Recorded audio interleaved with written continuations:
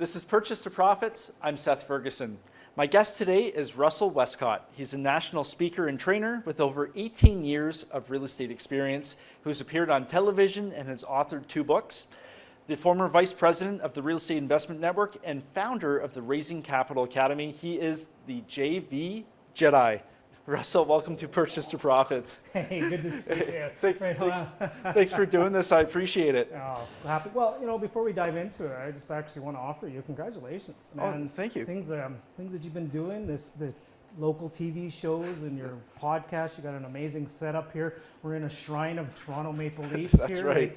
I hope my son doesn't see this episode because being a Vancouver guy, stuff like that. So I just wanted to offer you, you've been just crushing it and stuff that you're doing out there. You're providing an unbelievable service for real estate investors that are out there. So well done. Congratulations. Thank you. I appreciate it. We've got a spot for the cup right behind you there. That's right. Does the parade route come through That's where right. we are through Oakville as well? Yeah, but it's a little dusty over there because it's been so long, but eventually it'll go well, right at least there. you have some cups and some banners in Vancouver. We're still waiting. That's very true.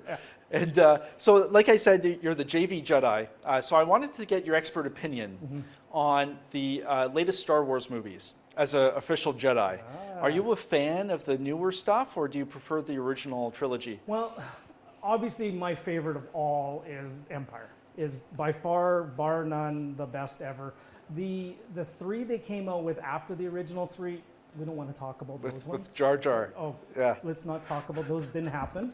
I'm actually a big fan of the latest 3 that came out. The ones they've actually gone back to their roots, and it's actually really exciting. I love it. Sorry, I'm a nerd about it with those things, but the middle act, like in Empire, is usually the darkest moment. The one that they put, middle act of any good soap opera or story is they put the characters in the darkest moment where they have to come to realization. Luke in the cave, meet their Jedi master, meet their trainer.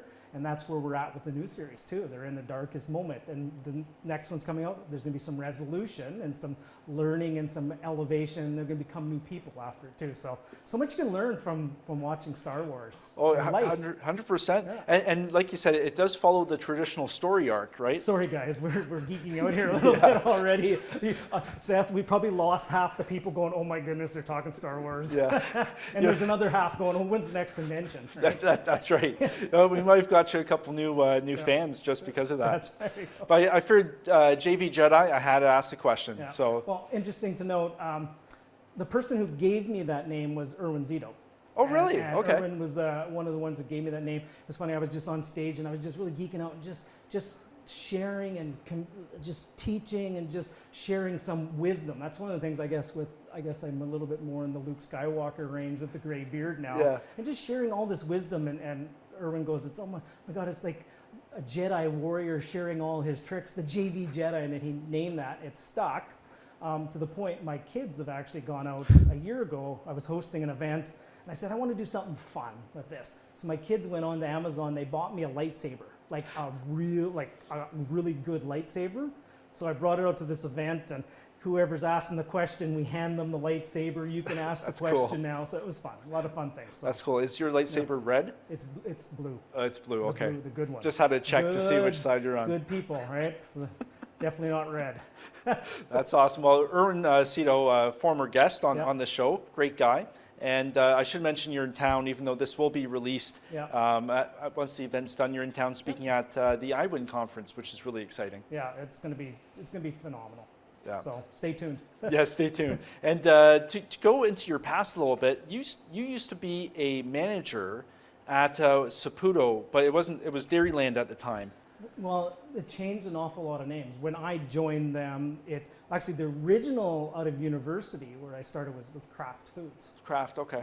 I sold Kraft dinner, from going store to store selling Kraft dinner. That was my first real career job out of university. Yeah. And then that led me down a couple paths. I actually took a little break in between where I tried my hand at professional golf for a couple years. Hardest things I ever done. Yeah. Went flat broke. I did it for almost 3 years, and after playing golf full time for 3 years, I was actually a worse golfer after 3 years of doing it full time. Not worse from my skills were better, and I was a better golfer, but the expectation of what it took to get to the level I wanted, I wasn't willing to do the work to become that good of a golfer. Yeah, it's a good acquaintance of mine who I used to referee with. He's now an NHL referee, Yeah. but he's also a professional golfer, and Yeah. I know like it's so tough, and to get sponsorship money when you're down there trying to practice. Well, especially a Canadian. Someone in Canada, here's the analogy I use. So I was in Vancouver. I don't want to go on too many tangents. Yeah. But feel free to, whatever you like. So in Vancouver, and I wasn't beating all the local people, right? You have to be able to beat all the local people in order to even get on to, at that time, it was the web.com tour. And then you have to be the best top 10 in the web.com tour, and only one or two of them will actually make it onto the next tour. And only one person will probably make it to the PGA Tour, to the show. Yeah. Right. But what I did love to do is I loved to teach, but I had a hard time making ends meet because I wanted to play, and then I taught lots, and then the more you teach, the less you play. So I actually didn't love the game anymore because I wasn't playing. Yeah. And then I taught a lot, and I just wasn't making ends meet. And then I gave it up. I gave up the game for 15 years. Wow. After that, from playing 100 round plus per year. And the reason why I knew it was time to quit the game was no matter what score at the end of the round I made, whether I shot 6 under or 6 over, I was never happy. I lost the enjoyment. I just didn't enjoy it anymore. So I quit it for 15 years. Wow. Yeah. So what parallels then do you see between golf and real estate investing? Are there any? Oh, absolutely. Yeah. Well, number one is, you do need a team and a coach. You need good coaching. You need a good support team. Even though it's, when you're on the golf course, no different than when you're buying a piece of real estate and you're writing the offer. You may have a lot of team behind you, but you're the one signing your name on that offer. You're the one sitting in front of a joint venture partner or sitting in front of the bank and putting the financing together. You got to pull the trigger, right? When the pressure's on, you got to execute. But then you need a lot of support behind you. You need more training, and you need more coaching, and you need support for little tiny spurts of performance. It's no different than a golf tournament or playing around a golf. Same with buying real estate, right? For the most part, it's a lot of admin and a lot of paperwork and a lot of stuff. And you may only buy 5 or 6 properties a year. Every couple months they come along, which is a good year, by the way. Don't get me wrong. You just got to perform when the opportunity comes. You got to strike. Right? Yeah, for sure. Yeah. Except that I would say, I would imagine trying to make like a putt to win a tournament is a little bit more stressful than doing a deal.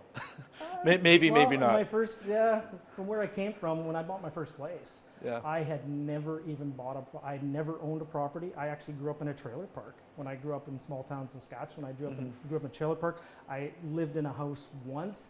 I was renting a basement suite with a roommate, and I was borrowing money from a money partner for the down payment. I had never bought a property in my life.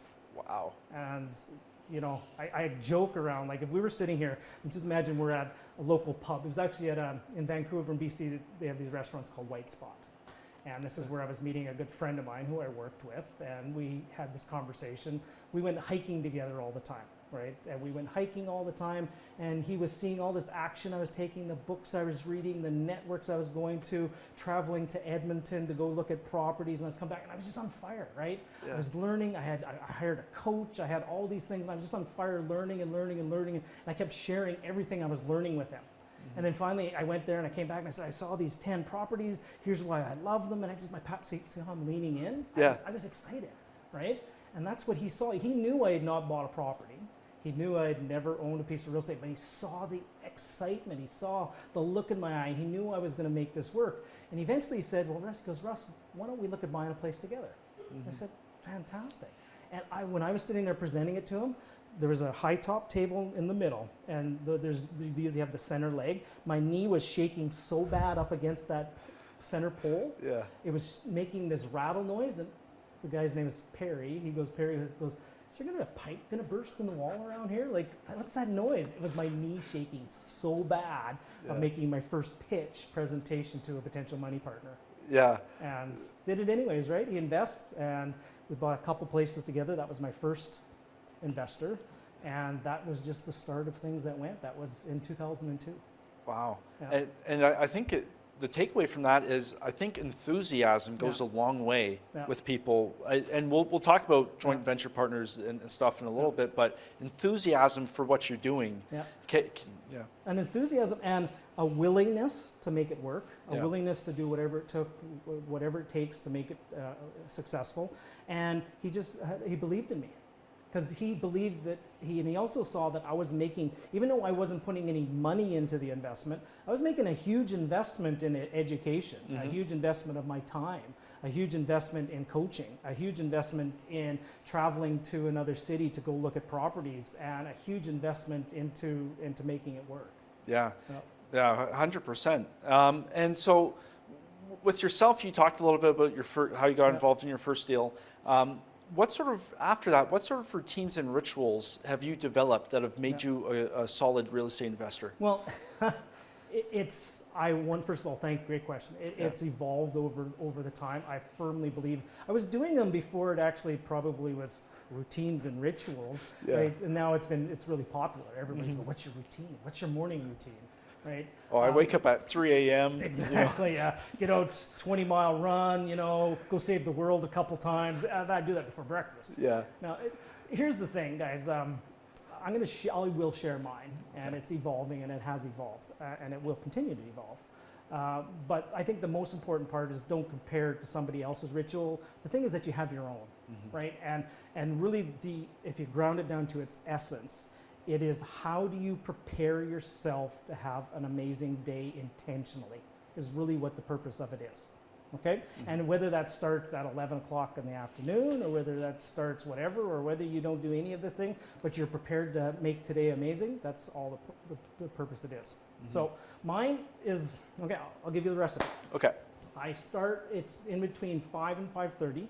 Typically, I usually don't have to have an alarm clock. I don't think I've set an alarm clock other than a plane ride that I have to get on, so I don't set an alarm clock. I'm always up. The first thing I do is part of my day, I want to start off in gratitude. And sorry, gentlemen, if you're watching this, I don't mean to give you a bad rep or get you in trouble with your wives. The first thing I do is I rub my wife's back. I give her a back rub because that's part of my gratitude of the most important person in my life. I want to rub her back. I want to make her feel really good. I want to honor her, and I tell her how much I love her, and then she thanks me after. And I could probably, in 5 or 6 years, I bet I could count on one hand how many times I have not rubbed her back every morning. That's a pretty high standard you've just set. As a starting point, that's part of the gratitude practice. Yeah. And then what I've just incorporated within the last year is I actually, you ever heard of the Muse headband? It's a brain sensing headband. So I believe in meditation, right? I'm also a little bit of a geek, and I also want to be at a high performing level. So this Muse headband, so if you know what I'm talking about, you just Google it. It's called Muse headband. And you turn it on, it actually will sense your brain waves. And then you have your earbuds in and you do a guided meditation. And then what it does is if you're calm and your brain waves are calm, it's quiet. If your brain waves are active, it starts getting stormy in your earbuds. So you have some instant feedback if you're actually in a calm zone. That's cool. And then each day you have some biofeedback if you're doing it right. Okay, so I do that for at least 15 or 20 minutes as a guided meditation with results and analytics.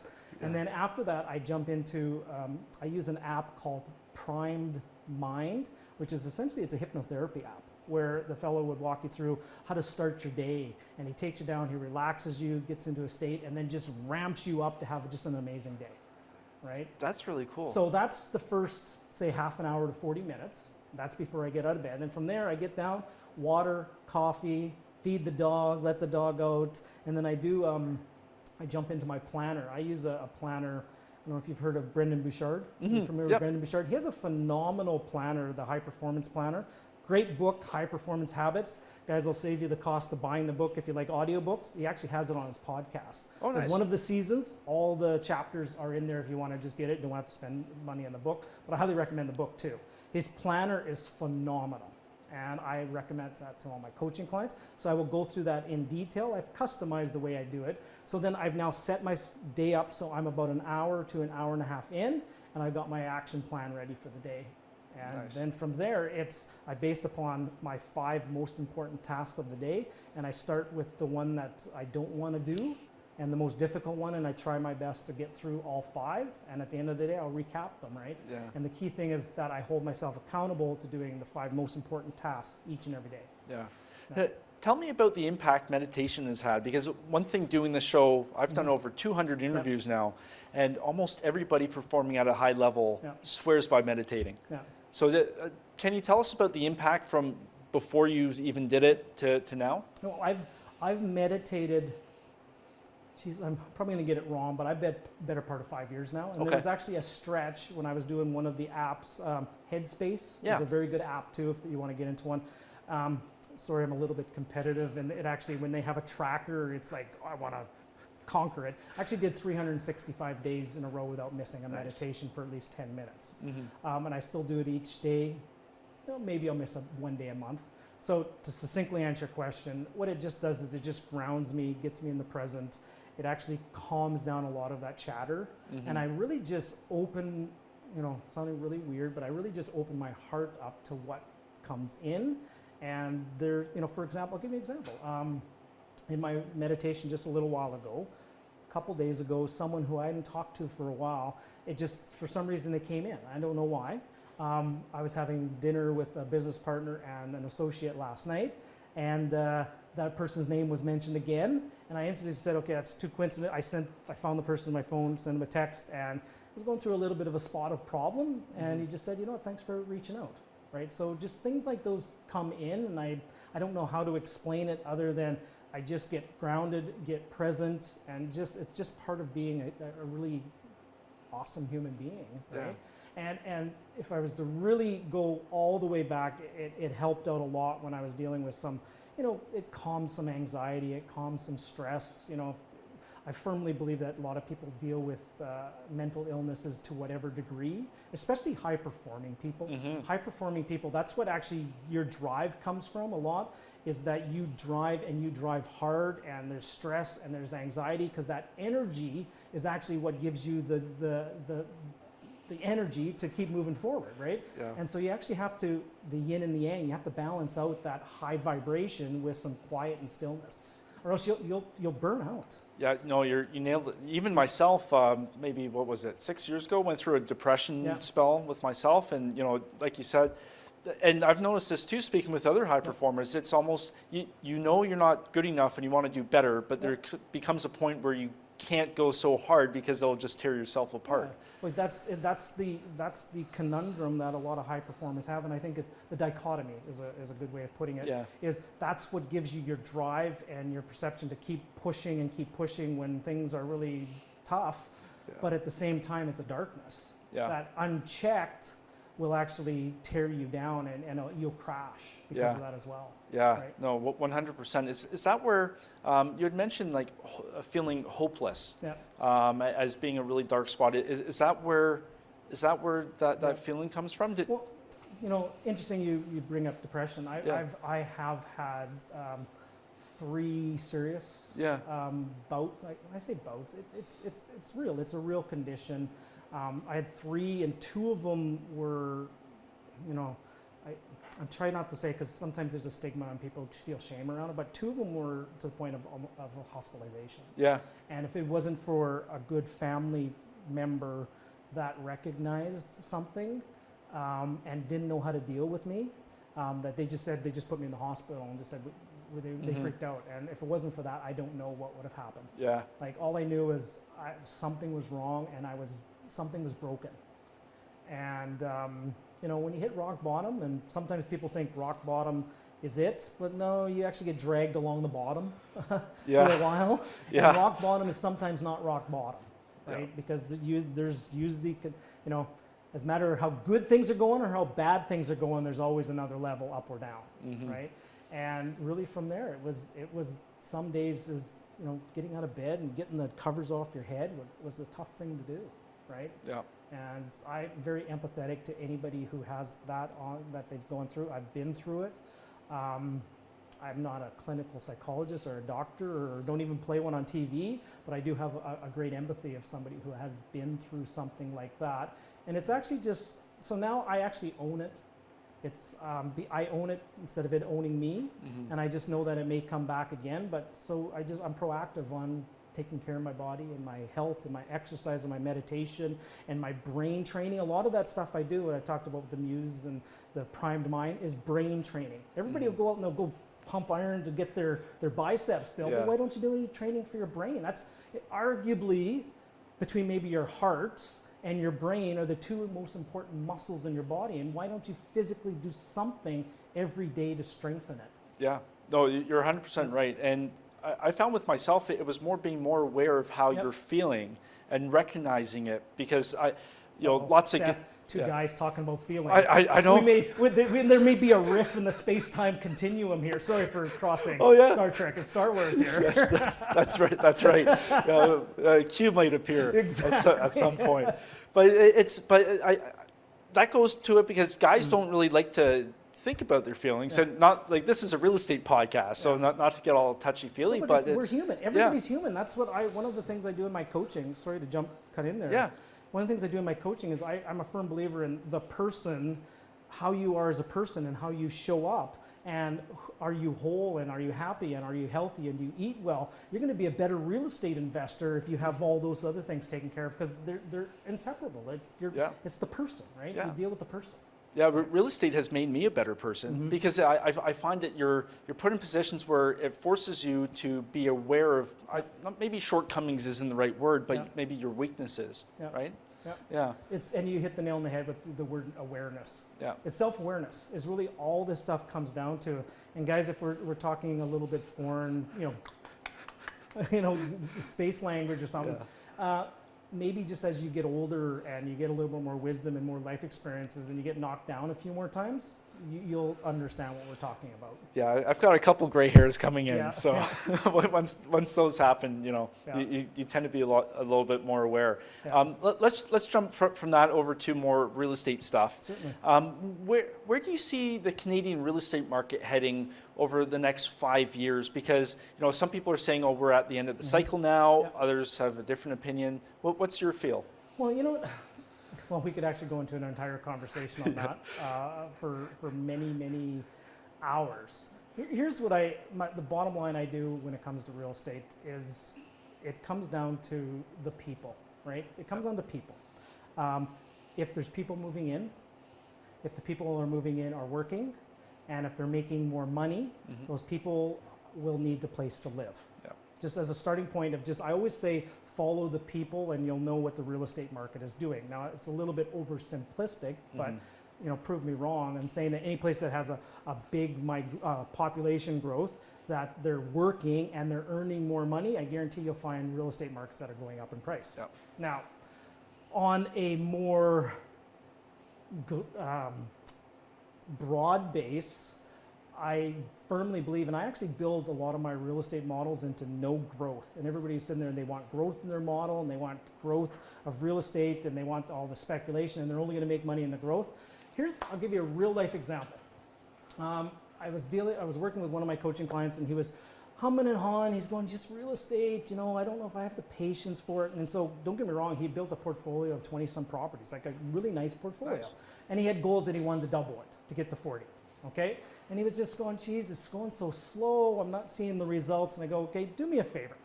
Add up all your mortgage pay down that you had over the last 12 months. Add it all up, divided by 365. That was the exercise. And it came back and it was $400, I remember the numbers, $493.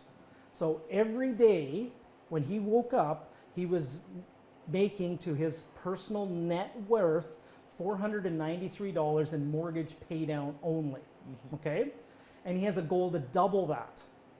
So just imagine every day waking up that somebody else, i.e. your customer, your tenants, are paying you $1,000 to your bank account every single day. Okay? Sounds pretty good so far. Well, there's a lottery out there called Set for Life, $1,000 a day for 20 years. Right? And how many people will go and play that lottery? So let's say it's $493 and he doubled it, it's $1,000. Eventually, over time, that $1,000, the good news is each year it actually goes up. Yeah. Right? Because more mortgages get paid down. Eventually, it crosses over and you have it paid off, and now it becomes spendable cash. And the model then we build for him is, say, in 12 to 15 years, how do you start divesting and getting properties free and clear? How do you now start getting $1,000 a day in spendable cash flow? And that's with zero appreciation. Actually, the model I build, I put 2%. I put in inflation. Which is fair. Which is, and I've seen some people going, well, the market's been going up 5-7%. They build in 5 or 7. You can't count on that. Yeah. You can probably count on an inflationary number of 2 or 3. Yeah. And at a 2% growth model and mortgage pay down, if you do things correctly and you eventually get your portfolio free and clear, there's nothing to say you can't get between a $500 to $1,000 a day income stream. Yep. Yep. And more, and this is and why that means nothing to do with what the market was. You're just providing a good rental product for people that need a place to live. Yeah. Absolutely, and this is one of the purposes of doing this podcast is getting the message out there that real estate, to me, it's the best thing since sliced bread. Yep. It is the 8th wonder of the world. Yep. And hopefully, as we go through this interview and talk about joint ventures, more people can be inspired to start building their portfolio. Well, and don't get me wrong, I've been through my marketplace where I invest personally my own capital, my money partner's capital is in Alberta. And arguably, we've had 2 downturns in 10 years, right? I've had to sell some places. I've had some major cash calls. There's been some challenging times. I wouldn't change a thing. Other than, and I've learned so many things on there, which has changed my strategy of what I'm getting into now. But we've had to find a way of making it work without in a flat marketplace for 10 years. Yeah. Right? And I sorry for guys if I'm wishing this upon anybody, knock wood, that doesn't happen. I don't want to manifest it. But I think you should find a way in your model of dealing with flat markets and not have to only rely. If your only way of making money in real estate is on the appreciation like this, every year you have a model that it might be set up for failure. Yeah, absolutely. And what would you say then is your number one challenge with your portfolio right now? You know, the number one challenge is my portfolio. Interesting to know. When I got in, when I was early in my career, a lot of people were coaching me and telling me that prepare for the long term, prepare for the long term. But I'm in my early 30s, right, when I first started. So that's 2002, I'd have been 32 at the time. Prepare for the long term. Yeah, long term. I understand, I hear you. Until you've owned a place for 15, 17 years, you don't know what long term is, right? So I bought older properties at the time that were fairly marginal on the cash flow. 15 years later, there's deferred maintenance, and then all of a sudden you go into a downturn, and you can't rely on refinancing appreciations, and you have to start tenant turnover costs you $5,000 or $6,000. There's 3-4 years of cash flow gone, and then maybe one time you go, well, I'll take a pet for this time, and it slowly starts just deteriorating a little bit, right? So the challenge that I was having was properties that got older, that had deferred maintenance, and the cash flow wasn't keeping up. And a property that you buy is 40, 50 years old, and I know that's young in Toronto standards in this area, but where I invest 40, 50-year-old property and I own for 15 years, now 55 years, you have to be prepared to replace everything. So it actually led me into the model I'm doing now, and that's brand new construction. Actually, ground up? Brand new. We build it from the ground up. We get a builder that we know, like, and trust. Myself, my business partner, my realtors will go out and cherry pick the right lots in development areas, ones that have the right parking, ones that have the right easement. They have to have the corner lots. Some of them we can when we build garage suites, we can get triple garages on them. Nice. And it's not every new house will work, but if you pick the right ones in the right area that have, especially with the parking and the size of it and the frontage, you can actually build a brand new construction property in Edmonton for under, you can buy it for under $500,000, and you're cash flowing $400 to $500 a month. Wow. Brand new construction, under warranty, everything's brand new. Wow, some people from around Toronto, like, we're dealing with lineups when you're buying from the builder. So how was that transition then? Because your capital stack's going to be a little bit different, and how you're structuring your debt, right? But are you doing construction loans to do that? No, actually, the interesting thing is the builder takes all that on. Oh, so the builder takes all that risk. So we go into the builder, for the most part, they will go build it on spec. Okay. Right? If you commit and you put a deposit down, they'll Yeah. go build it on spec, knowing that they have a purchase contract in place. They'll go build it with their own financing, things like that. Yeah. You can do it that way, or you can actually, I have money partners that come in, will actually then write a purchase contract. Gotcha. And then there will be draw mortgages. We have amazing mortgage brokers that will have the mortgages and the funding that will come, and the builder doesn't have to front the money. But in some cases, we actually have the builders put up the money. That's great. Yeah, so you don't, but they have a contract. Yeah. Like they have a purchase contract, which they have. Then as soon as they have a purchase contract, which gives them, I think the ratio is they can go potentially build 3 more if they have 1 under contract. Gotcha. And obviously with HST, you apply for the rebate. What's So- HST? Oh yeah, that's an Ontario thing. Sorry.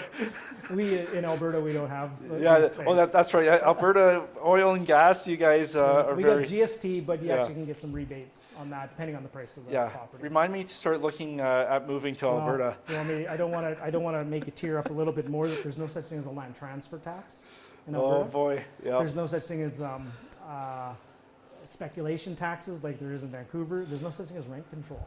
Did you know at the end of a fixed term lease, the landlord has the choice of not renewing?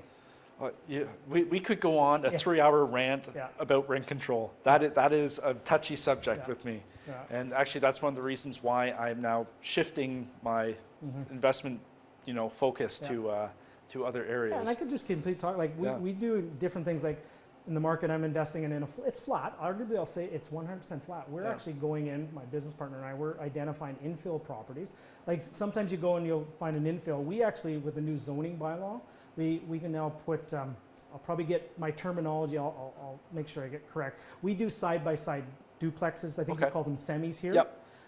You call a duplex, I believe, here and up and a down as a duplex. Yeah, that's We can right. do side-by-sides, and we can actually now put suites in them. And in an infill, if you get the right size of lot, you can actually stack 2 of those, so you get 4 side by side with suites. You can actually Suites. build an 8-plex. That's great. Yeah, so you can get 8 where there was 1 house. You can actually get an 8-plex for under 1.6 million, and the rents are just under 13 grand. So what kind of yield are you getting then? Well, you're getting 13 grand times 12 is what is that?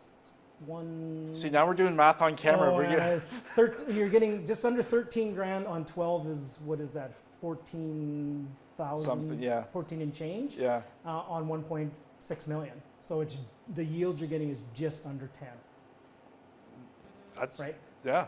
That sounds pretty good. And like you said, you're in a flat market. You can never bank on appreciation. And that's one of, it's interesting to look at the investing philosophies from somebody out west or central Canada to within, Toronto or Vancouver. Well. It's a total different. Well, here's the beautiful part about those things. So let's just keep the math going Yeah. through. So that's 1.6 million. If you actually have a good partner that has access to 400,000, you can get it on 1 title and 1 mortgage.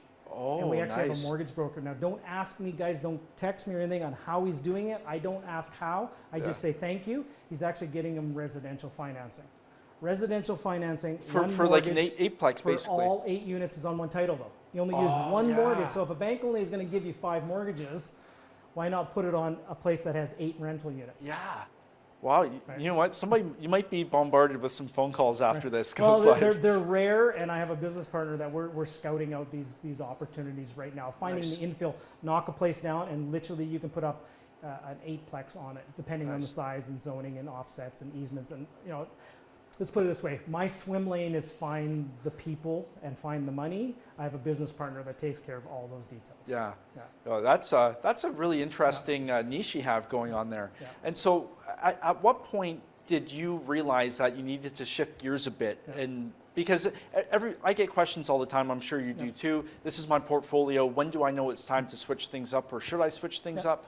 What was it for you? Well, for me, it really came down to is I had a hard look at my real estate portfolio, and with all the deferred maintenance issues that were coming, I was actually going backwards. Yeah. Right, it really was like I'm sitting there. It's no joke that I would sit there. Tenant would move out, and it's a $4,000 bill to paint and carpet and yada yada. And I'm going, geez, every dollar of cash flow I had.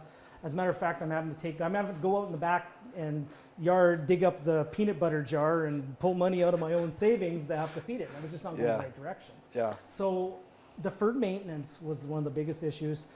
Management is a big issue too, and having a bad tenant profile are the three biggest challenges. So I just started getting into route of looking at new construction. And new construction was solving a lot of these issues. First of all, the property's under warranty. You attract a different tenant profile, completely different. Now, here's an example. I just closed on 2 brand new construction suite houses this summer, and I had an older townhouse that was vacant too, so I was filling them all at the same time.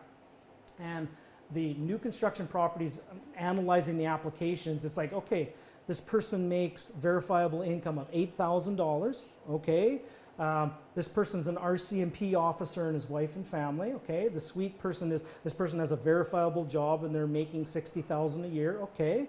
And it's just, and then I'm talking about the townhome now. No judgment in any way, shape, or form, but we're going, well, if we take the support payments and the government check and this check and we add it up, we maybe can squeeze them in to the ratios, right? It was a completely different tenant.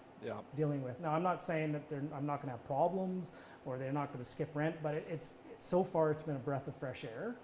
And new construction is still fairly new. And the good thing that I'm looking at, I take it even another step. I trade my real estate portfolio like a stock portfolio now, that I'm going to hold. Let's say I get 20 new construction houses. I'm going to hold those things for 5 to 7 years, and then I'm going to sell them off before any of the roof or hot water tanks or furnaces, before any of that stuff go. I'll pass that expense on to somebody else, and then I'm going to buy new construction properties brand new again and have them all under warranty. And I technically, on paper, may never have deferred maintenance issues ever again. And then eventually, if you do that, the model that my business partner have done, if you do that 3 times over a 5-year cycle, buying and selling and trading, you potentially can have a free and clear portfolio in 15 years, and free and clear of 3 to 5 properties. A 3 to 5 property portfolio, free and clear, will generate you more than $100,000 a year in income. Plus, you don't have to deal with breaking down mechanicals, redoing roofs, and all that stuff. It honestly, the phone call, if something's wrong, the phone call goes to the builder. The builder goes fixes it because it's under warranty. That's great. We'll have to catch up with you in 5 years as you're further along. Well, the interesting thing, my business partner has been pioneering this, and he's about 5 years ahead of me. I started implementing this last year, a couple years ago, and I'm just ramping it up. My goal, I'll close on 6 this year. I'll probably buy another 6 next. Usually every couple months I'll buy another one. But my business partner, interesting to note, and maybe I should introduce you to him and you can bring him on here too. For sure. He has a portfolio of older properties and he has a portfolio of new properties.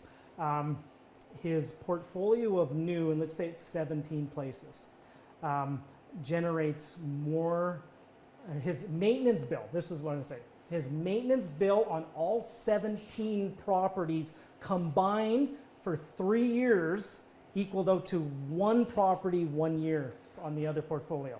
Wow.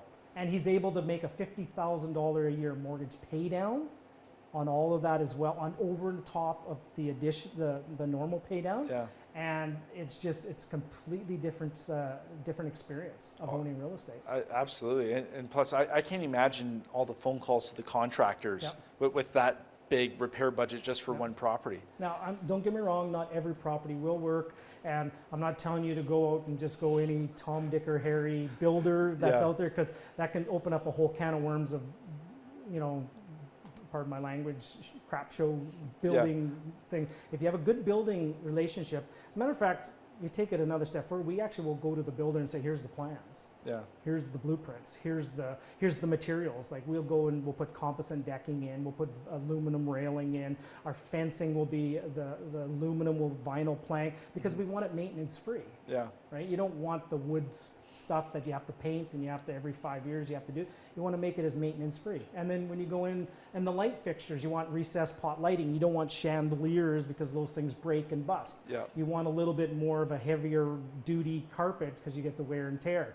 Vinyl plank, you want to make sure you have, especially if you have suited houses, The best time to put in the soundproofing into a house is that construction phase, because then you can put in a really good system to damper things. Most people, when they're taking a bungalow and putting a suite into it, they don't go as far as go right down to the floor joist and put an entire system into it, and you still are taking round peg, square hole, 1940s bungalow, and you still have those issues of the sound. And then mechanical and airflow mixture, you can build all those things in right from construction phase. Yeah. And here's the cool thing is, if you actually, it doesn't cost you that much more to put composite decking in. If you build it into the price, the mortgage is 80% of it. You're only paying, and let's say it costs you $5,000 more, you're only paying 20% of that, so you're only paying $1,000 to get a lifetime warranty on something that you won't have to replace. Yeah. Right? It's peanuts in the grand scheme of things. And you mentioned the important point too, like real estate is such a local phenomenon. Like, like you said, you can't just go out to any builder and expect to get an amazing deal. You have to know your market, do your research, and know exactly the product you're moving on. You have to have good boots on the ground. Oh, 100%. And actually, that's a perfect segue into joint ventures and having the right people, like you said before. If somebody's watching right now and they're not familiar with what a joint venture is, what is it in a nutshell? It's great question. And it's funny, I've been doing it for so long that sometimes I take for granted the fundamentals, right? I take for granted so I get into really deep teaching. Like I go really, really deep into teaching. Like for example, this past week, I did an entire presentation on how to do a presentation. Yeah. Right? And then somebody comes up to me and goes, "Oh, that was awesome. Thank you.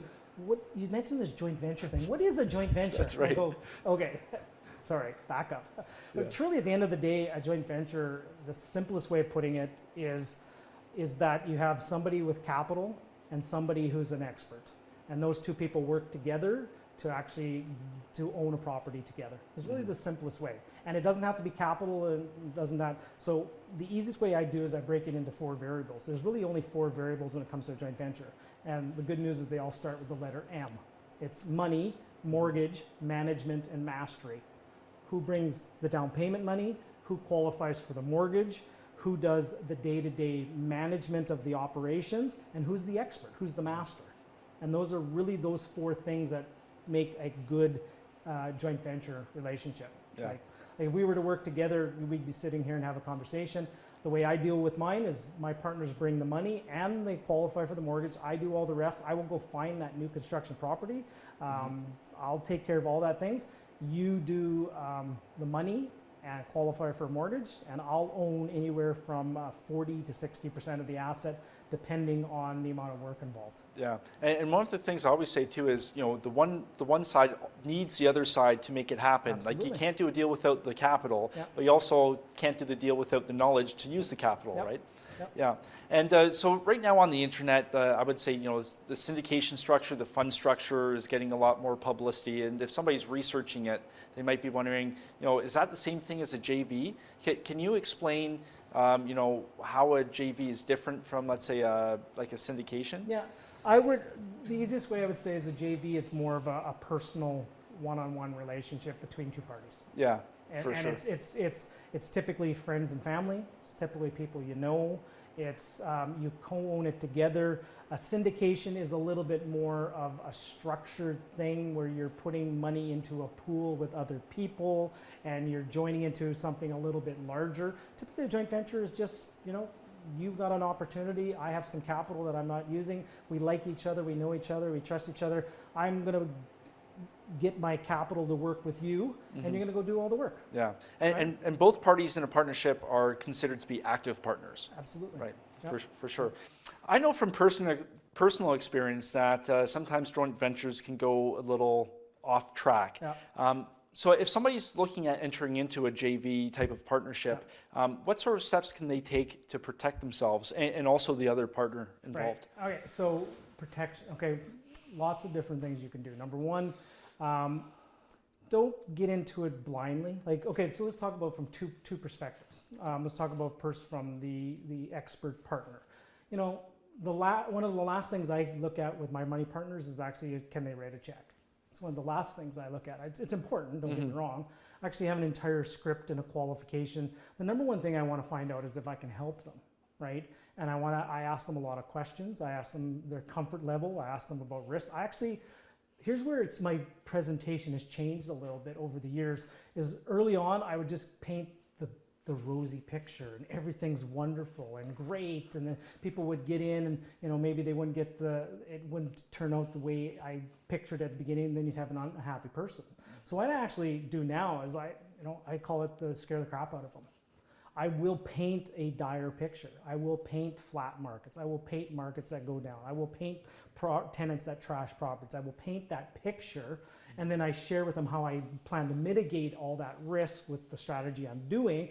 But I want to get their reaction. If somebody gets a little freaked out before we even enter in a deal, because I'm just telling them some of the things that can happen, if they're a little freaked out about it and it's the last $50,000 or $100,000, I don't want to do the deal, right? I want somebody to get in with their eyes wide open right from the very beginning, and things can go wrong. Yeah. We do our best to not have anything go wrong, but things can go wrong, and how are we going to deal with it as adults? Yeah, that's a great way to pre-qualify people. And also, I think build trust in just being an open book in terms of what investing in real estate is all about. I actually have an entire presentation that I've delivered on, I call it, sorry for the Star Wars analogy, but it's beware of the dark side of the mistakes that I've made. And one of the biggest mistakes I made was, I called it being a fair weather joint venture partner, where you only told the good news and you only shared the gumdrops and unicorns and butterfly farts and all the good things that can happen. You didn't actually tell the real story. And not that you were lying or withholding. For me, it came from a point that it was an insecurity that I felt that I did not want to show something was failing, and I did not want to show that to somebody else. And it just came down to, it was an ego. It was an ego that I didn't want to let other people that trusted me down, that I was failing and the property was failing. So I am now taking the opposite approach. I actually tell people things can fail, things can go wrong, and I'm trying to learn everything I've done to mitigate all those things that have gone wrong. I'm putting into place here, but even though I've mitigated everything that has gone wrong, that I think, things can still go wrong. Yeah, and I would hazard to guess that your investors actually appreciate that a whole lot more. Would you say that's 100%. fair? Yeah. So now the other side of the coin, if you're investing money into somebody, now, sorry if this may sound like a little bit of a rant right now, but there's an awful lot of, because of mortgage rules have tightened up so much out there, it's a little bit of a wild west out there with this whole private lending and private mortgages, and people are running around into workshops and collecting promissory notes, and somebody does a presentation and they pay $1,000 to the event organizer, and they come out of there and they raise all this capital in promissory notes, and it's quite frightening. And the person that's putting up these promissory notes into a private loan, they have no idea what the asset they're actually doing, they're owning. So if you're putting up the money, and whether it's a loan or a joint venture, find out what the product was. Like, for example, let's say you're investing in Winnipeg, Manitoba with somebody, and you live in Toronto. If something ever happened to that real estate expert, something happened to them where they just completely left the scene, and you have to take over that property. That's one of the selling features of a private loan, is that, look, if we default on it, you just take over the property. Careful what you wish for, right? You don't even know what the property is. It might be a crack shack that has tenants in there that you just don't know, and how are you going to deal with that living in Toronto? Right? So the first thing I tell people is know what the asset you're actually backing behind is.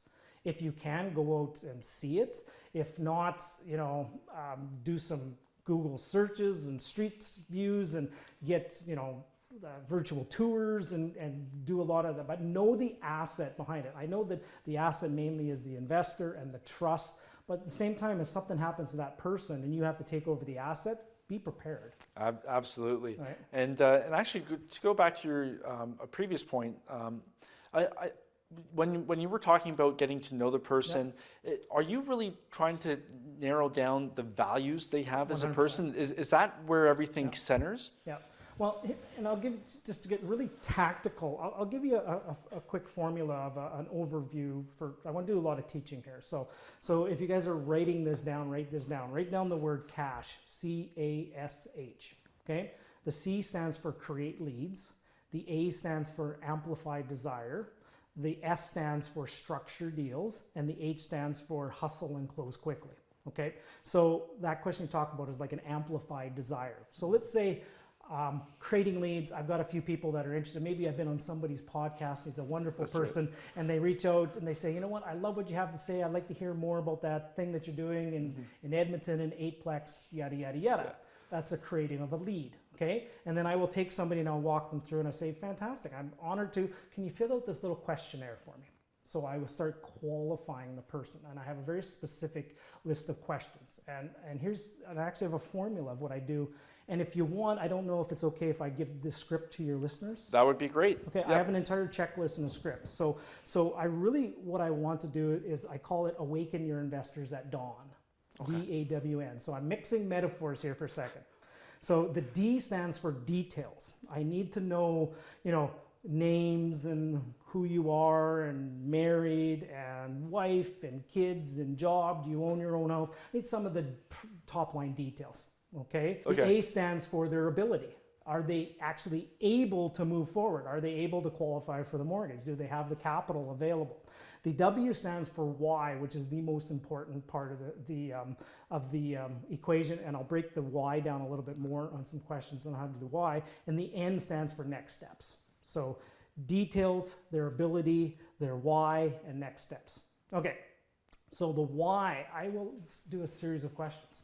I will do something, and this is something I learned from Dan Sullivan. I don't know if you're familiar with Dan Sullivan. He operates a strategic coach out here I think he's in Toronto, and he's I think he's almost in his 80s. Fantastic coach. He does something that's called a future pacing question. And he'll sit there and go, so let's say in our conversation I find out that one of the things that you like to do is you have a cottage up at the lake. And I'll sit there and I go, Seth, so imagine we're sitting here 7 years from now, and we're sitting at the cottage, right? Can you hear? Oh, do you hear the loons? Right, the loons are in the background. Beautiful sunset going there. The water is just, that crystal clear water when you could just absolutely just skip that stone forever, right? That's where we're at, and we're having an adult beverage of our choice. And so, what has had to happen in the next 7 years in order for you to be happy with us working together on buying a piece of real estate? So that I will ask that question of a potential partner, and I will get them to tell me in their words what has to be a success for them. Okay, and I'll listen. I'll sit here. I'll make notes. I'll listen, nod the head, exactly like you're doing right now. I will make in detail, and what I'm slowly getting to is I will get really clear to their why. And let's just say out of this whole thing, you'll eventually get down to, and you say something. You may say some surface things, like just say surface thing like, I want to leave my job. Good, awesome. Anything else? Yeah, I hate my boss. That's one. And you just sit there and you go, I want to, pay off my mortgage. Okay, awesome. Why do you want to do these things? Like, why? And eventually I'll get down to something that they just light up about. Like, for example, let's say I want to just get to a point where this cottage that you're talking about, that I own it free and clear, and I can actually come here anytime I want, and I just retire here. It's a place that I can watch my beautiful family grow up here. Mm-hmm. And you just see something shift, okay?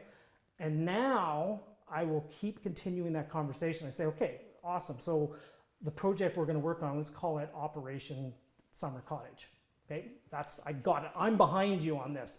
My goal is to get you your cottage. Okay, so what's stopping you from getting that money and capital from there, right? Okay, but before I ask that question, how much capital do you think you need in order to do that? What's the number? What is your number? And I will get them to name a number of a return. And typically, I call it the $100,000 question, because typically it comes back, it's $100,000. Mm-hmm. And let's say it's $100,000. And then I say, okay, so you've got the $100,000. So you use that to buy the cottage. What else would you do with it? You'd use that to go on a trip. What else would you? I want to get all your reasons. I want to get, most important than the money you're going to make, I want to know what you will do with that money. I want to know the feeling. I want to know the intention. I want to know that, it might just come down to, I can just go a big, stick it to the man or whatever, or tell everybody that I'm actually a success, right? So eventually get there. And then I'll ask the question after I get them to talk about the money they want to make and what they'll do with it. What's stopping you from getting there? What's stopping you from making $100,000 in the next 7 years to be able to own your cottage and then take your kids on that Disneyland vacation? What's stopping you from getting there? And then I'll shut up. And what I'm looking for is I don't know what I'm doing. I don't have a plan. I'm working so hard. I have all these things that are bumping up. And here's what can come out of it too. The person might come out to me and say, there's nothing stopping me. I can do this. You know what my response at that time is? You can. I know you can. I believe in you can. Right? So I would shift from not being a partner with them. I'd shift to maybe being a coach for them. And I'll coach them on how to do it themselves, because they've crossed the line into saying I can do it myself. And I want them to tell that they don't have a plan or they don't know what they're doing, because then eventually I would then cross into the conversation of, okay, so I get it, you don't have the plan, you don't know what you're doing, but would you like my help to get there? Yeah.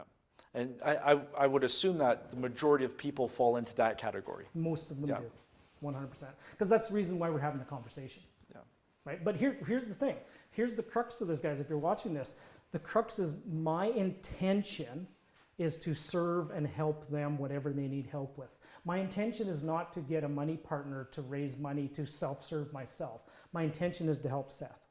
My intention is to help you. And if me helping you is that you now believe you can do it yourself and you just need a referral or a relationship, I will by all means pass on a referral and a relationship. And I'll keep following up with you, because I can almost guarantee in 6 months you're going to do nothing because you're so busy and crazy busy, and then you'll be ready 6 months to work with me. Yeah. But I need to so really crux of it is you get the details of the people, you find out if they're even able to qualify for a mortgage or they have the capital, you find out their governing reasons why they want to do it, you want to find out a benchmark on how much money they'd like to make, and then what they would do with it, and then you get them to tell you that they want your help to move forward. Now I have that nod, and they've told me when I ask them questions, do you want my help? I need a yes. Now, did I say I have not presented a property to them? Right? Remember, they saw me on a podcast, or they saw me on an interview, or they saw something. They filled in a little questionnaire. We've had a couple coffee meetings or a meeting or two, and I'm getting to know them. I know their family. I know where they live. I know what makes them tick. I know what their place that they want to go to on their cottage. I know all those kind of things. I know all of that, and I haven't even presented a property yet to them, and they've told me that they want my help. Okay, so you know what my next step after that is? I'm going to put a presentation together that I'm going to present a property that, lo and behold, take a guess what the returns, how much money it's going to probably create in a 7 to 10 year time frame. Exactly what they need. Probably about $100,000. Yeah. And take a guess what pictures I'm going to use in the PowerPoint presentation. Lots of cottage pictures. Lots of cottage pictures. Lots of traveling to Disneyland. Lots of things. Most people, here's the mistake most people do. They get somebody approaches them, awesome, let me fire you off my deck. My presentation deck. Yeah. You have no idea if the person can even qualify. You have no idea what the person's all about. You have nothing, nothing about them, right? It's risky for one, right? And it's a waste of time. It's a waste of your time. It's a waste of their time. I now know when I'm presenting to you, I'm presenting Operation Cottage. I'm getting behind, we're not buying a piece of real estate together, we're buying an asset that's going to create $100,000 in 7 years so you can retire and buy the cottage that mom and dad worked so hard to build in the time frame. Yeah. Right? Do you see the difference? Huge difference. And I just want to highlight what you said too. The place where you're coming from is to help them. Yes. You're not, because I'm sure you feel the same way, but the energy you project. Yeah. Versus coming from a place of help versus just seeing dollar signs, the energy is totally different. Yeah. Now, don't get me wrong. There's some people that I have worked with up front. Now, I'm going to give you guys all a strategy here as well. I've worked with people that the only thing they cared about was the return and the money, and it's just the business and stuff. And I don't want to work with those people anymore. I don't. Yeah. I really don't. And those have been the worst transactions I've done. I've been just those ones that have just been, I just want to go, it's just superficial. It's just the money. And quite frankly, maybe you're doing all this work to make a jerk more money. Yeah. Right. Here's another strategy, and I've only violated this twice, is I take my wife and my wife meets the partners because I'm excited. right? I'm the deal guy, and I'm out there shaking and moving and grooving, and I'm talking about deal and dream. I'm the dreamer of my wife and I, right? And I'm talking strategy, and I get my hands moving. And if we had a table here, there's salt shakers and there's condiments on the table. I'd be sitting there and putting things around, and I like to make a little bit of a show and a presentation. Yeah. And I get excited, and my wife comes along. She senses the energy, and she's the mother of the family and the nest, and looks after little baby birds. She has the motherly instinct, and I trust her intuition if we want to work together. I've only violated that twice, and they've turned out to be just nightmares. And I'm sure she hasn't allowed you to forget it. I have not forgot that one minute. I keep getting reminded of those ones all the time.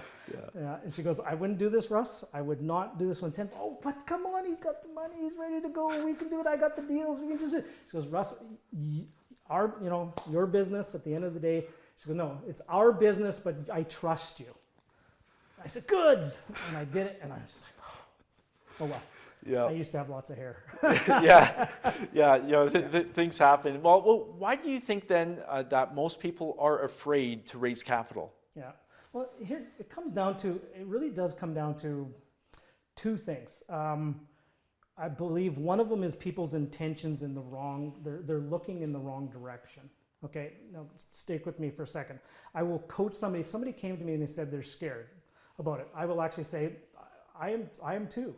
To this day, I actually have fear around raising capital with other people. I have fear that I'm going to potentially could lose money. There's a lot of responsibility. So number one, it's okay that you have that fear. But let's reframe it. Tell me what specifically you're scared of. And typically it comes out to is, I'm scared of losing their money. Okay? I'm scared of not knowing what I'm doing and I don't have the answers. Okay? I'm scared of, maybe my confidence, I just don't have the confidence, and I'm this real estate thing, I've maybe only read a book or two, holy moly, I'm just lacking my ability to have a little self-esteem issue.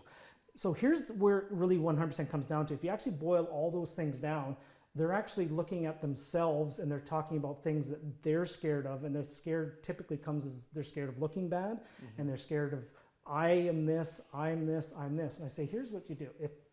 If you completely frame it, that you just are focused on providing value and service and doing everything you possibly can to your partner's interest to make them money, and you participate in them winning. Does that change your fear? They go, and most people, when I frame it that way, will go, yeah, you know what, absolutely. I'm doing everything to help them serve, and the only way I'm going to make money is if they make money.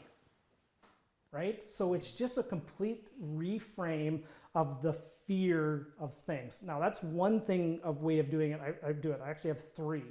That's the one is a reframe.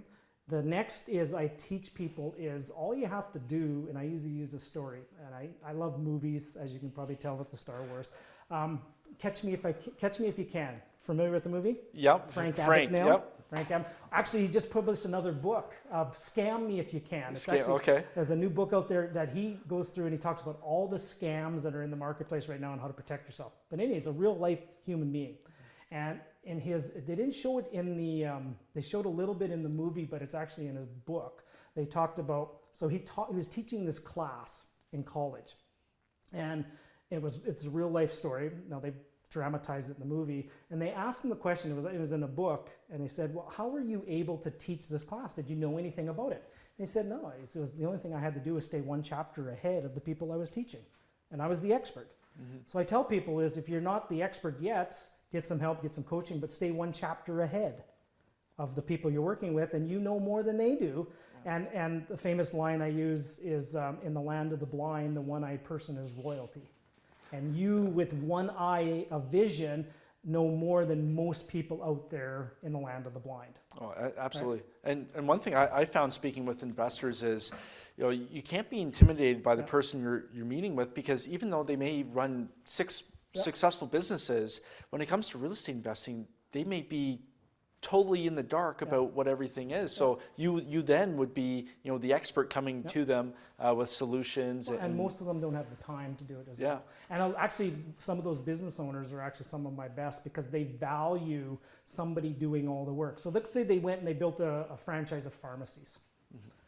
And I frame it to them, I say, just imagine if you, at the beginning of your career, all you had to do was write a check. And somebody did all that hard work and hustle and all that work that you did of late nights and stress, and you took all that on, and all you had to do was write a check, and you got to reap the benefit of half the profits. Would you have taken that? Because knowing what I know now, absolutely I would have taken that. That's what I'm offering here for you. Yeah. I'll do all that work, and all you have to do is put your money to work, and I'm going to put my expertise into play. Yeah. No, 100%. Yeah. And when it comes to people starting out investing, because lots of the viewers and listeners are beginners in investing, how does mindset factor into this? Because what I found is a lot of people sell themselves short with what they actually can accomplish. Yeah, well, perfect segue into the third fear thing that I promised to teach. And here's the analogy. So if I had a screen or a picture up here, picture a firefighter wearing a helmet and the mask and the respirator and the waders and the jacket, and he's in the right gear to do that. So just get that picture in your mind. Okay, we got that. What do most people do when they see a house on fire? What do most people do? They would run. They run away. Mm-hmm. Most people run away. Few people might call 911. What does a firefighter do who's equipped with the right gear, who has trained themselves to handle the situation, who's done physical testing, who's thrown dummies over the thing, knows how to operate the hose, has equipped with the right gear? What does a firefighter do that's equipped with all the right training and all the right stuff? What do? He goes right in. They run into it to help save people. So here's the point I'm trying to get to is it's a function of your training and your function of being equipped. If you have training and you're equipped and you've done the reps and you have practiced and trained and maybe failed on a training course, you actually, that fear goes away. The more competency you have and the more training and the more coaching you get, the less fear you have. You're ready to dive into the most toughest projects, and it's like you're sitting there with your partners, guys, come with me, I got this, who wants on board? Yeah. It's completely just a different reframe. So do the work is one. The other, stay one chapter ahead, and the others reframe it on focus on the others. So those are the three things I teach people on to eliminate the fear of raising capital. That's a great way to put it. And I think too, like you alluded to before, having that team around you, that support network is a huge factor in success as well. Absolutely. Yeah. So looking back at all the deals you've done, because there's been a ton, is there one deal that stands out as a keystone deal that made a big impact on you? Well, we always remember our first. That's right. And interesting to note, so how deep do I want to start? It was actually this summer, I was actually driving through this neighborhood I was in, and I'm going, why something vaguely, and I don't live in the market I invest in. I live in Vancouver, I invest in Edmonton, and that's another conversation about investing from afar, and why I chose that, but that's another conversation. So I'm driving through this neighborhood, and just something was, I don't have hair in my head, but on the back of my neck, it was starting to stand up. And I'm going, oh, this was the neighborhood I bought my first place. Yeah. Okay? And I didn't own it anymore. It's 12719 122nd Avenue in Calder in Edmonton, Alberta. You never forget your first. So I bought that place. It was very shortly after I went to a workshop. I raised the capital from a money partner. We bought it, put a tenant in the upstairs. It was a duplex, up and down. Tenant in the basement died. The tenant sat vacant upstairs for like 5-6 months, and it was not a good experience.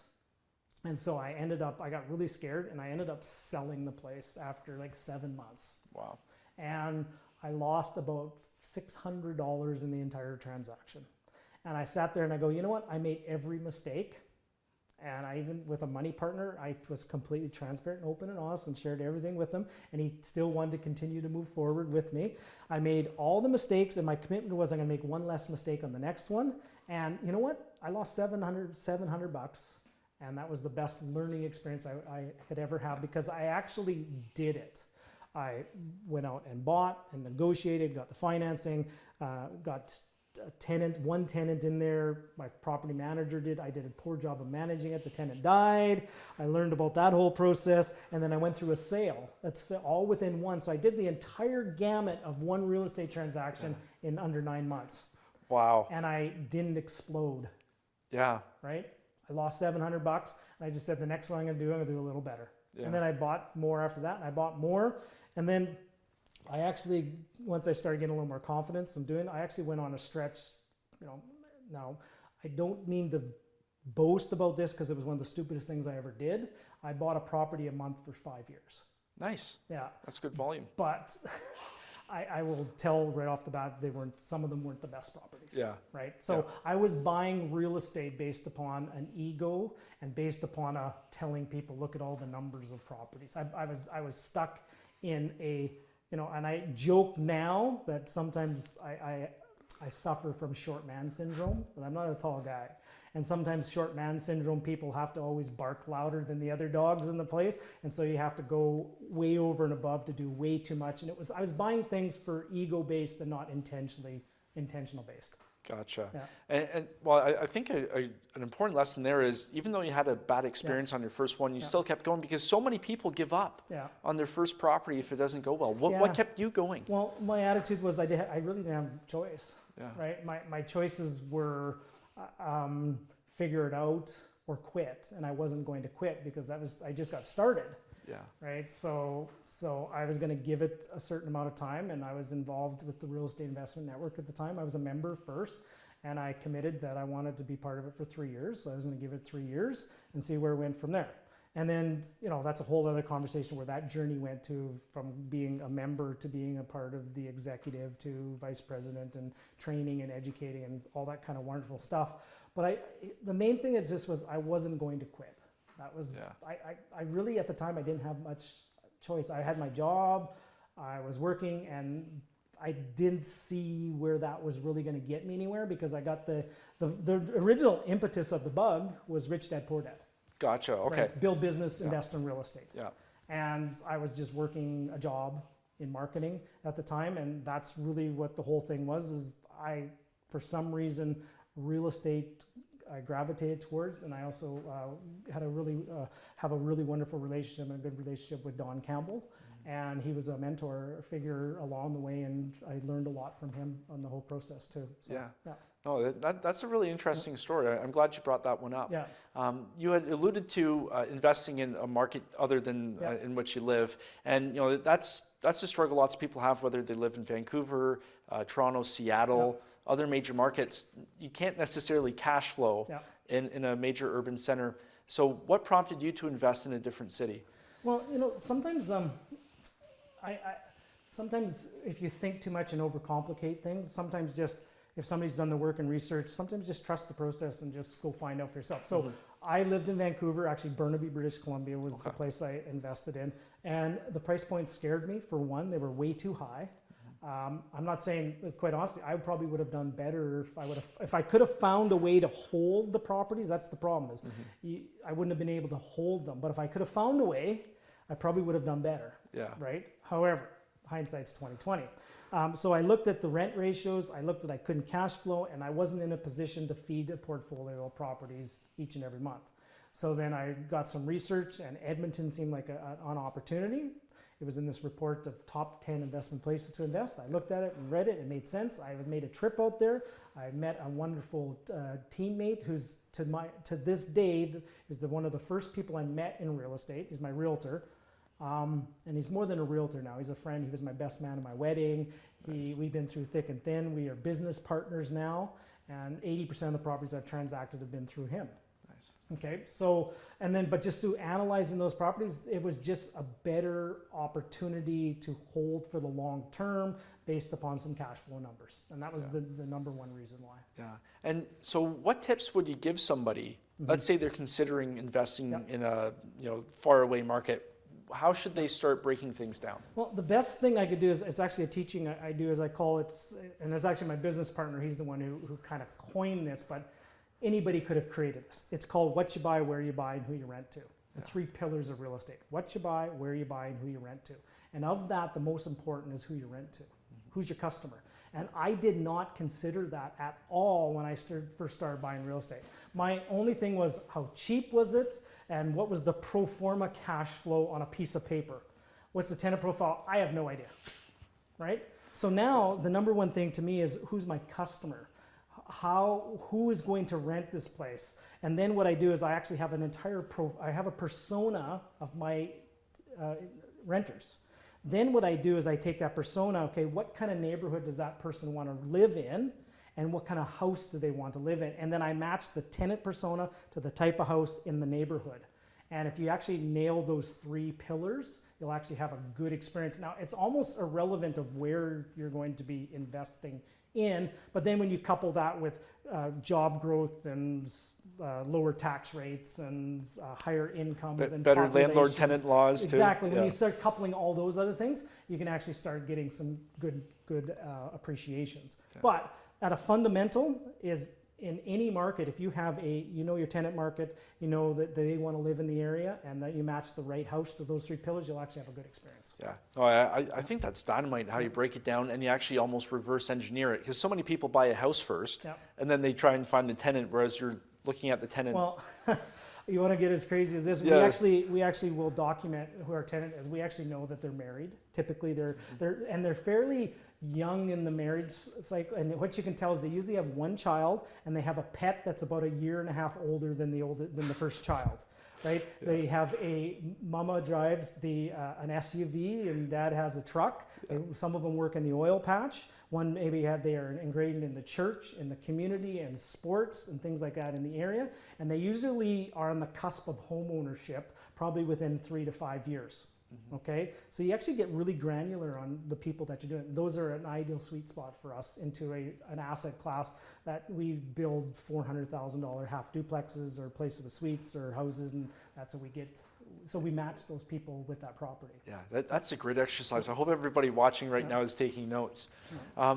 Let's say somebody's out there and they haven't done any investment deals before. They're brand new.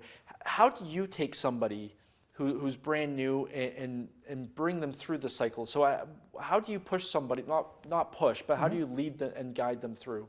Well, it's an interesting conversation. Everybody's unique, and it's actually a process I do within my coaching is I tell people right off the bat when I start off with anybody is my role is not to blow up your world. My world is to integrate in and find out what you want and what your goals are. So I will walk people through an assessment of what their targets are. It's interesting, the assessment I do for a partner, a money partner to come in is almost the exact same I do for a real estate investor. And then I want to find out whether they want to do it themselves or they want to work with me. It's almost identical. So that whole thing, if we just rewind back and you watch what I talk about, their details, their ability, their why, and if they're ready for their next step. If somebody doesn't want to do it on their own and they want some help, they're a partner. If somebody wants to go do it on their own, then we'll bust down and we'll break out a plan for them. And typically, the model I share with people, and I've coined the term, I call it the 3-2-1 free program. So it's a ratio of buy 3, sell 2, keep 1 free and clear. Okay? So I usually will start off with people as what's your end cash flow target? Most people will come up, I want $100,000. It's the ubiquitous $100,000. So, okay, for $100,000, if you want $100,000 a year income stream, how many years is that typically? Are you okay 15 to 20? No problem, let's say 15. Good. Typically, if you're gonna be buying a place that's $450,000 in the market that I invest in, if you're gonna be doing that, and you're gonna have to probably buy 9 houses, suited properties, in 15 years to sell off 6, and you should have enough proceeds to keep 3 free and clear. Okay, so for the first 5 years, you're going to buy 9 properties, so 1 every 6 months. Now, 9 properties at $450,000, the rough math, you're going to have to probably come up with $1 million capital. Okay, now do you have $1 million in your disposal? No, I got a couple $100,000 equity. Okay, so you probably can buy 2 on your own. I highly recommend you buy 1 to start to get them in and leave $100,000 for plan B in case a money partner bails. So you buy 1 on your own, and then you go out and you learn the skills of how to raise capital. You still have to raise another $800,000 to buy 9 properties in the first 5 years. And then over the next 10 years, you're going to manage them. You're going to start paying them down aggressively. And then at the end of 15, you're going to sell off 6 properties, and you'll have left with 3 properties free and clear. And those 3 properties, based upon current rental numbers, will generate about, I think the number's $94,000 a year. Wow. And then you just look where rents are going to be in 15 years Yep. too, Yep. right? That's really Well, powerful. and here's what most people do is most people sit there and go, all I need is 3 properties free and clear. Most people think you need hundreds Yeah. or 40 or 50, and that's what people sometimes, that's a little bit of an overwhelm for people. The model I say is you need to hustle and work your tail off for the first 5 years and acquire 9. Yeah. And then for 10 years, you don't have to do anymore, but you probably have got the bug and you're just getting your systems in place. Maybe you're going to do some flips and you're going to do some churns and you're going to make some more money and you're going to do some other things. And the goal is over that next 10 years is to pay them off. Yeah. Right? And I hope you can keep more than 3. But the ratios I'm seeing from people who've done it is typically it's a 3, 2, 1, buy 3, sell 2, keep 1, and it's free and clear. Yeah. I can tell you're a great teacher because you've broken down all these concepts into very easy to remember. Well, that's what I teach. I yeah. teach people this all the time. Right? Yeah. Yeah. Yeah. Thank you. You're very welcome. Yeah. Let's look ahead. Last question. So 10 years from now, in a decade, where do you see yourself in your portfolio in 10 years?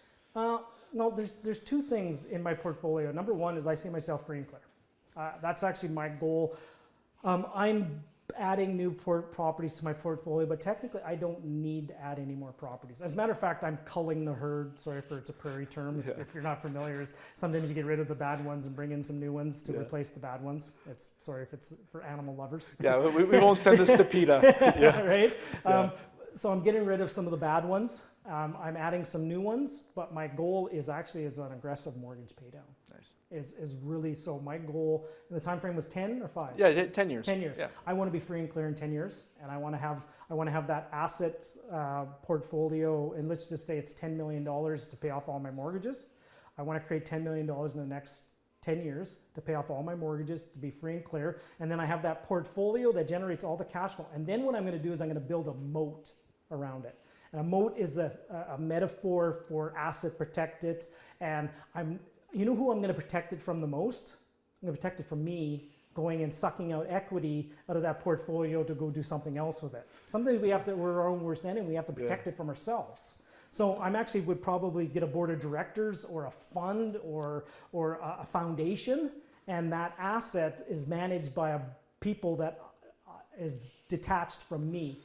And then I protect it, and then that spits off an income stream that that income stream will outlive me and my kids and our grandkids. Yeah. And then what I'm going to do is I'm going to go build another portfolio of something at that time, knowing that I have my foundation built and it's protected and it will never go away. Yeah. Is legacy important to you?